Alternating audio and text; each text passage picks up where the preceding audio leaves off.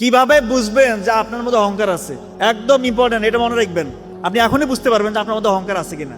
ধরেন আপনি একটা খুব সাদাসিধে সাধারণ পোশাক পরে বাইরে বের হয়েছেন। আপনি চিন্তা করতেছেন যে আমাকে কি গুরুত্বপূর্ণ কোনো লোক দেখে ফেলবে।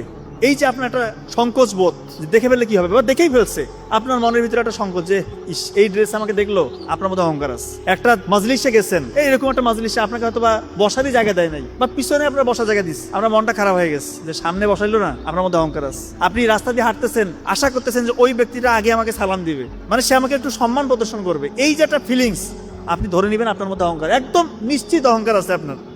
কথা কি বুঝতেছেন? এগুলো দেখেই আপনি বুঝতে পারবেন যে আমি লোকটা আসলে অহংকারী নাকি নিরহংকারী।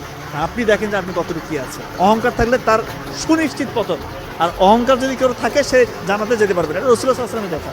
যাররা পরিমাণ সরিষার দানা পরিমাণ যদি অহংকার ভিতরে থাকে, আপনি জান্নাতে যেতে পারবেন না।